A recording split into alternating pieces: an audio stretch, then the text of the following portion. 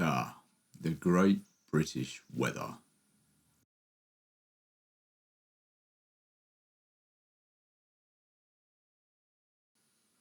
In my last video, I talked about getting outside at every available opportunity, but when it is just too miserable, I head, in indoor cycling terms, to my pain cave, or the dead shed as I call it. This video is all about the wonderful world of indoor cycling, the online worlds that exist, and some of the things I wish I had known when I started. Roll titles. Indoor cycling training had been a thing for years. Exercise bikes, rollers and wheel-on trainers have been available for a long time. Pros used them in hotel rooms after long stages to cool down and actually to keep their bodies moving in the EPO days. But it really took off when Zwift came out of beta and launched to a wider audience. 10 years down the track, there's a burgeoning indoor cycling scene with events, races, prize money, and even pro contracts to be won. Two notable names that graduated the Zwift Academy are Jay Vine of Team UAE and Neve Bradbury of Canyon SRAM. Both have forged successful careers on the road, IRL, as my kids would say. IRL. There's now even UCI-sanctioned eSports World Championships, where a virtual rainbow jersey can be won. Smart trainers became widely available, so much that when COVID shut down the world in 2020, millions of cyclists retreated to their pain caves or dead sheds for the virtual roads of Zwift, myself included. It was a way of keeping connected to the world through that time. A great community sprang from it, and I was really thankful for its existence, not least because without it, I think I would have morphed into the Stay Puft Marshmallow Man. What did you do, Ray? It's the Stay Puft Marshmallow Man. I've spent quite a bit of time as a virtual cyclist, so here's some things I wish I knew when I first started. Assuming you're watching this on a device that has Bluetooth and is capable of running one of the ever-growing number of virtual cycling apps, all you'll need is a bike and a smart trainer to get started.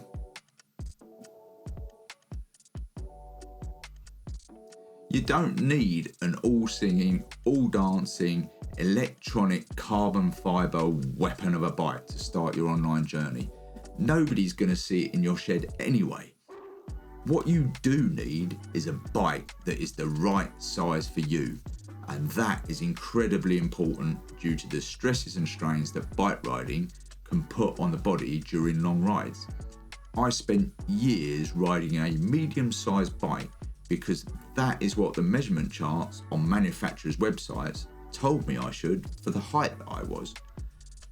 But when I purchased my most recent bike, I opted for a small size because I'd watched numerous bike fit videos that rubbished those guidelines, and I'm glad I did.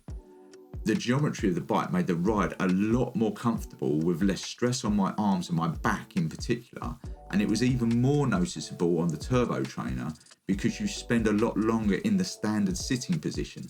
There's much less moving about in the saddle than there is in real life riding. So yeah, get the right size bike in a good state of repair. My advice here is to invest up front, if you possibly can, to get a direct drive turbo trainer. Direct drive turbo trainers have their own cassette, and the bike is mounted onto the trainer by removing the back wheel and securing it with the quick release mechanism or the through axle.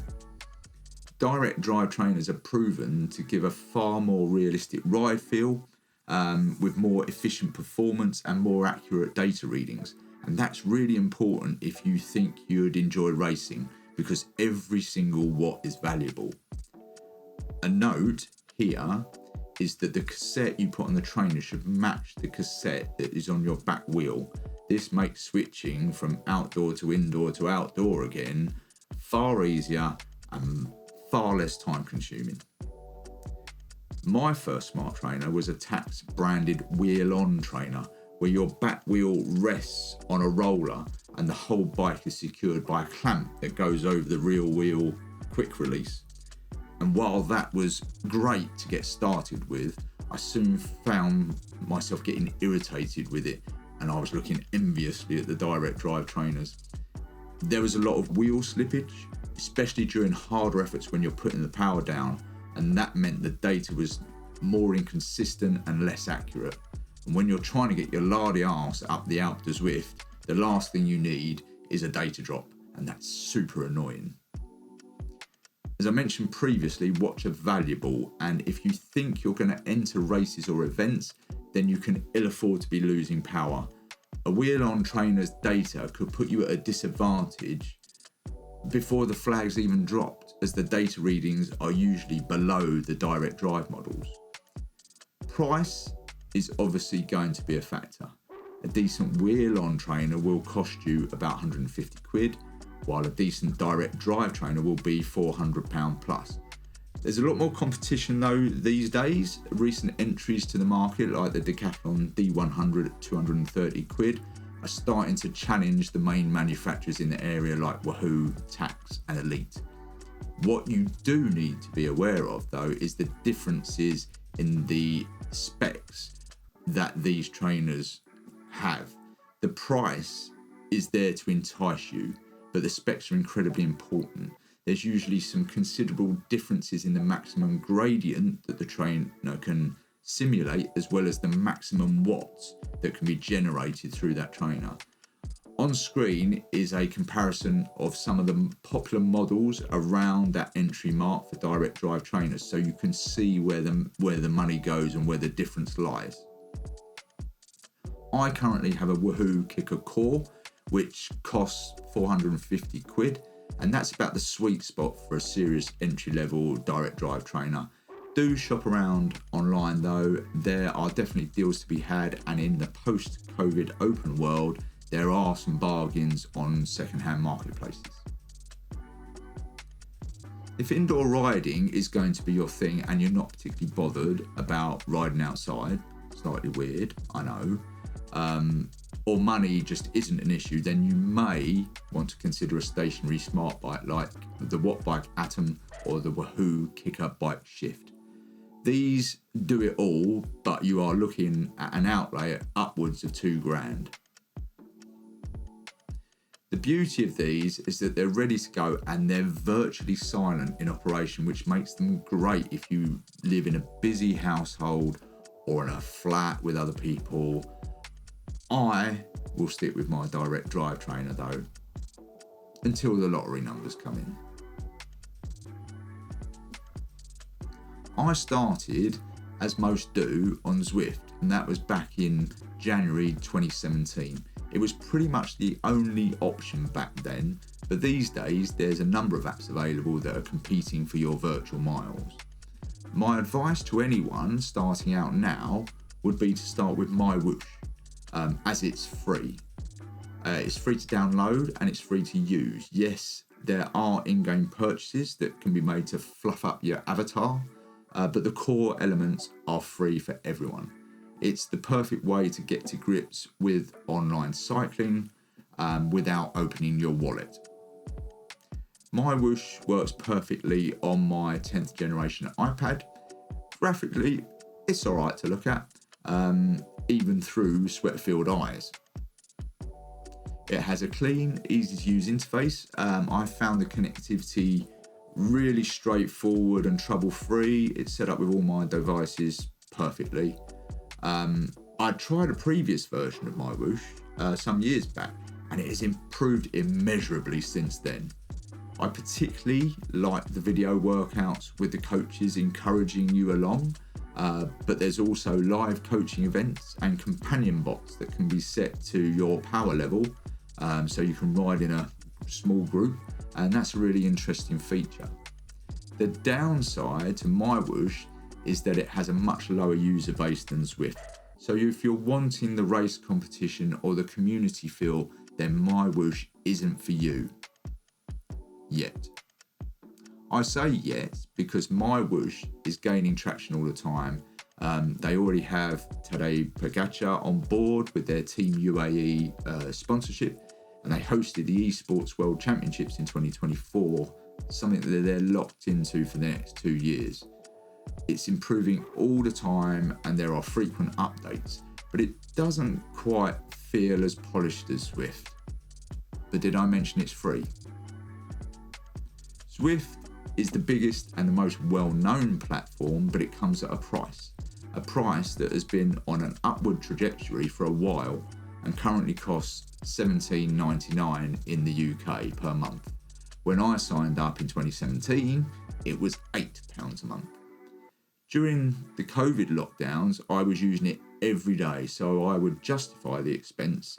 But now, as the world opened up and I don't really participate in races, it's money that could be spent elsewhere.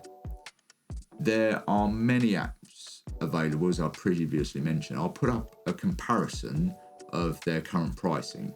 Most have trial periods, so do check them all out, give them a go and see which one you like the best.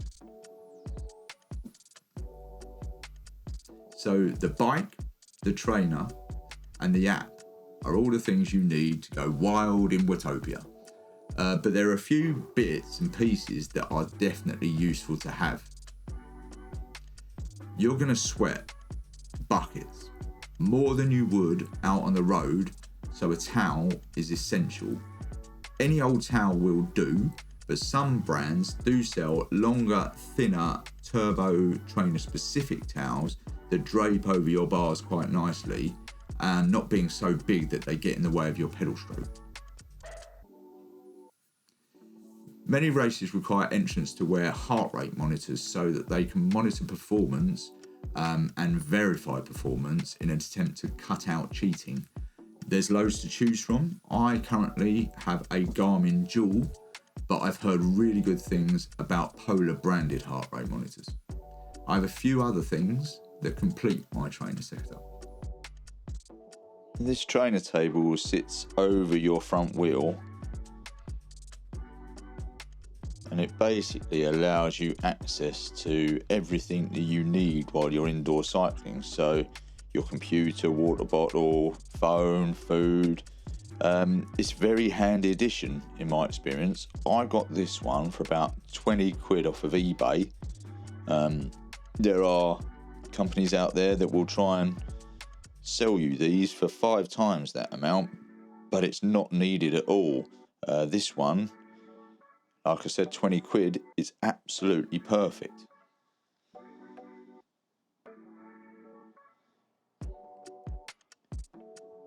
On the table here, I have a desk fan. This is a Honeywell Turbo desk fan.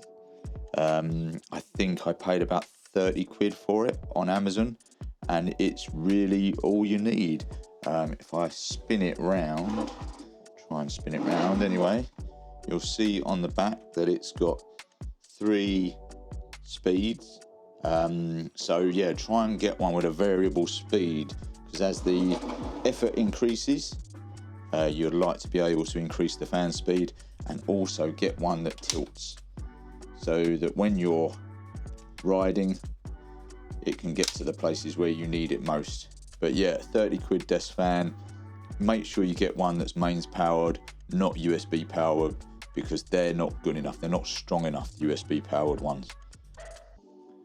So as you see here, as I scroll up, I've got a tablet holder that is clamped to the side of the trainer table there. This is called a gooseneck tablet holder, and you can get these off of Amazon for about 15 to 20 quid. It's not a necessity at all. It just holds the tablet there. I prefer it because I prefer my tablet at eyeline, because it makes interacting with it so much easier during workouts, just having it in front of my face and within reach. So yeah, not a necessity, but well worth it. And then down here, I have a bottle of Muck Off anti-back cleaner. I wipe down my bike after every ride, especially the contact points. You sweat a lot more indoors than you do out on a normal ride, and sweat can speed up corrosion. So it's best to give it a squirt, wipe it down with the trainer towel afterwards, and just throw the towel in the wash, and away you go. And then all of that lot, I can go down here, it sits on a trainer mat, which is there below the wheels there. So I think I paid about 20 quid for this trainer mat. Probably not that necessary in my shed, but for what these mats do is they dampen vibrations caused by the trainer, and also protect the floor underneath from sweat and spillages and stuff like that. So for people who live in flats or busy households, these are really quite a good addition because of keeping that noise down, but not really worth it. Well, I say not really worth it, but not really needed in my shed, but it's nice to have anyway.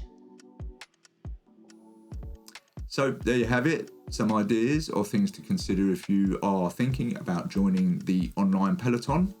I hope you enjoyed the video. If you did, then do hit that like button and subscribe for more. It would really help this channel to start to grow. Please do drop me a comment too. Feel free to ask any questions or to drop some helpful advice that I may have missed. There's probably some things from you out there who race online that could be really helpful. Thanks for watching. I appreciate you. Until next time. See ya.